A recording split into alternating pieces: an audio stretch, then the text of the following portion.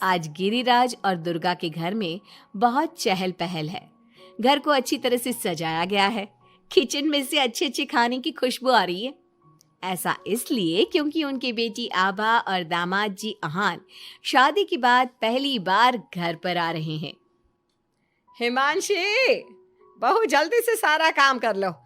आभा और दामाद जी आने ही वाले हैं। कुशल बेटा, तुम सारा सामान तो ले आए हो ना? और काजू कतली लाए हो या भूल गए? दामाद जी को बहुत पसंद है। हिमांशी और कुशल एक दूसरे से बहुत प्यार करते हैं और अपने माता पिता की सारी बातें मानते हैं। लेकिन जब से कुशल की बहन आभा की शादी हुई है, मानो उसके माता पिता के लिए उनका दामाद ही सब कुछ है। आभा और अहान घर पर आते हैं। सब उनका स्वागत करते हैं। आभा और हिमांशी किचन में खड़ी होकर बातें करती हैं। आभा, कैसे है तुम्हारे ससुराल वाले? तुम्हारा मन तो लग रहा है ना वहां? और अहान जी तुम्हारा ख्याल रखते हैं या नहीं? पता नहीं भाभी, कभी तो लगता है कि ठीक है, कभी तो लगता है कहाँ फंस गई। जैसे भैया आपकी मदद करते हैं, आपका ख्याल रखते हैं, अहान ऐसे बिल्कुल भी नहीं है। अरे इतना मत सोचो तुम। शुरू में थोड़ी दिक्कत आती है, लेकिन बाद में सब ठीक हो जाएगा। चलो बाहर चलते हैं। हिमांशी और आभा चाय नाश्ता लेकर बाहर आई। सब लोग आपस में बात करने लगे, लेकिन अहान बहुत घमंडी तरीके से बोलता है। आपका घर तो बहुत बड़ा है ससुर जी। आपका और कुशल का बिजनेस भी बहुत अच्छा चल रहा है, तो आप लोगों ने दहेज देने में इतनी कंजूसी क्यों की? अरे दामाद जी, कैसी बात कर रहे हो? आपके परिवार ने जिस जिस चीज की मांग की थी वो सब हमने आपको दिया है। अगर किसी चीज की फिर भी कमी रह गई है तो बता दीजिए। कुछ चीजें बिना मांगे भी तो दी जा सकती है ससुर जी। अहान, अगर तुम्हें कुछ और चाहिए तो बता दो, हम तुम्हारी सारी इच्छा पूरी करेंगे। अहान प्लेट से बिस्किट उठाकर बोलता है। मांगने से दिया तो क्या दिया, वैसे भी आप लोग मेरी डिमांड कभी पूरी नहीं कर पाओगे। आभा और अहान अपने घर चले गए। उनके जाने के बाद कुशल कहता है। मम्मी, हमने आभा की शादी गलत घर में तो नहीं कर दी? अहान और उसके घर वाले तो लालची लग रहे हैं। अरे चुप कर तू। दामाद ऐसे ही होते हैं, तेरी तरह नहीं कि तूने अपने ससुराल वालों से कुछ नहीं लिया और हर समय अपनी पत्नी से चिपका रहता है। ऑफिस से थका हारा आता है और अपनी पत्नी के साथ घर के कामों में मदद करता है। मम्मी, दहेज लेना तो गलत बात है ना? और हमारे पास किस चीज की कमी है? मैं अगर हिमांशी का घर के काम में हाथ बटाता हूँ तो वो भी मेरा ऑफिस का बहुत सारा काम करती है। इसमें बुरा क्या है? पति पत्नी को एक दूसरे की मदद करनी चाहिए। बेटा, किसी चीज की कमी तो अहान के घर पर भी नहीं है, लेकिन फिर भी हमने उसे दहेज दिया ना। ना केवल दहेज दिया बल्कि उनकी जो भी डिमांड थी वो सारी पूरी की। और उसने क्या किया? आपके और मम्मी के सामने ताने सुनाकर चला गया। आप दोनों को इससे दुख होगा। अहान ने इसका बिल्कुल ख्याल नहीं किया। बेचारी आभा का तो चेहरा देखने लायक था। कितनी शर्मिंदा हो रही थी वो अपने पति की बातों से। इस तरह कुशल ने अपने माता पिता को समझाने की खूब कोशिश की, लेकिन उसके माता पिता अहान को ही सपोर्ट करते रहे।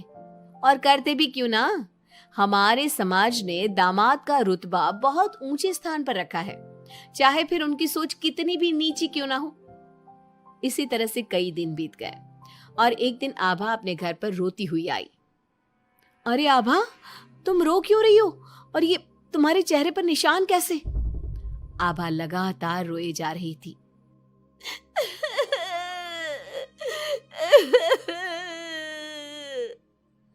अरे बता मेरी बच्ची, क्या हुआ है तुझे? मत रो इस तरह, मेरा तो दिल बैठा जा रहा है। क्या हुआ है बेटा? हिमांशी और दुर्गा के बार बार पूछने पर आभा ने बताया। मम्मी, मुझे अहान ने बहुत मारा है।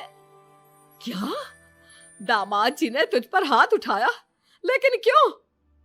वो रोज शराब पी कर आते हैं और मुझे मारते हैं, लेकिन आज तो उन्होंने हद ही कर दी।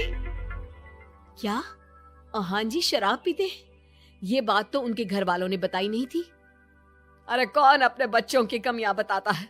आने दे तेरे पापा को, वही बात करेंगे अहान और उसके घर वालों से।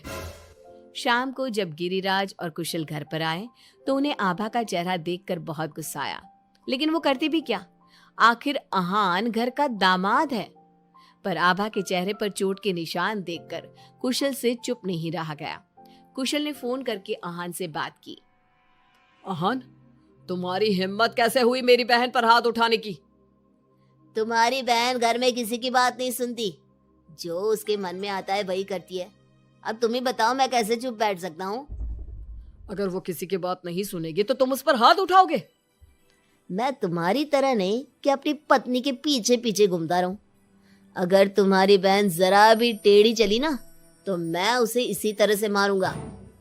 ये बोलकर आहान ने फोन काट दिया। ये सुनकर कुशल को बहुत गुस्सा आया।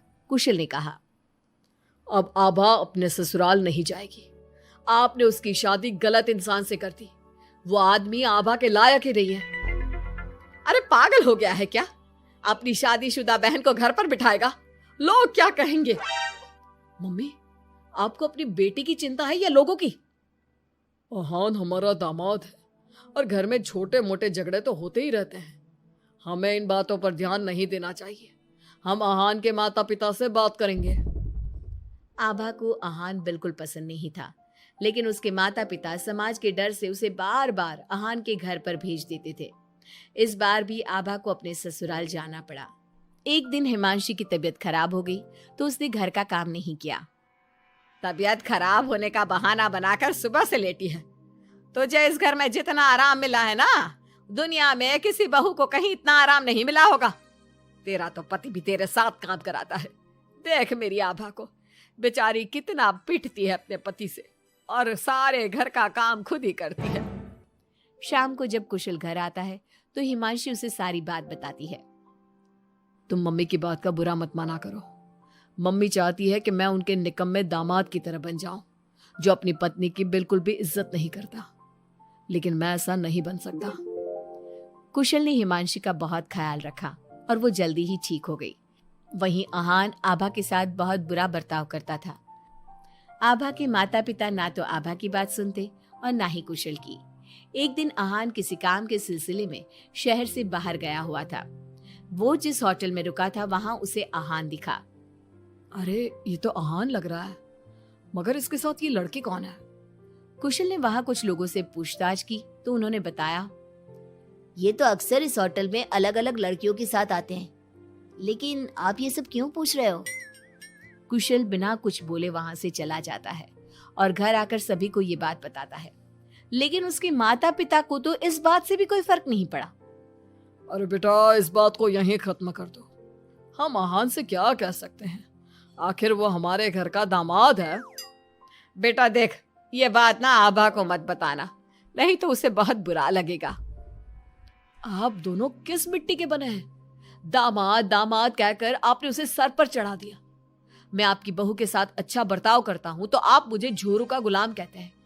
और आहान आपकी बेटी को जानवर की तरह पीटता है, अब तब भी उससे बात करने की हिम्मत नहीं करते। आप लोग बेटे और दामाद में इतना फर्क क्यों करते हो? बेटा, दामाद को तो सर का ताज समझा जाता है।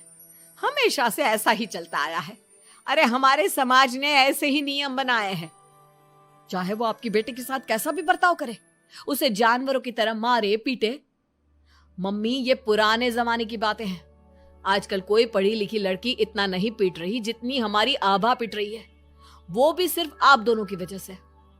मैं आज ही उसके ससुराल जाकर उसे सारी बात बता दूंगा और आखिरी फैसला उसका होगा। कुशल और हिमांशी आभा के पास जाकर उसे आहान की सारी सच्चाई बता देते हैं। आभा अपने भाई के साथ आ जाती है। घर आकर वो अपने पति को तलाक के पेपर भेजती है। हालांकि गिरिराज और दुर्गा अभी भी अपने दामाद के साथ है और तलाक के खिलाफ। उनको अभी भी समाज की चिंता है, बेटी की नहीं।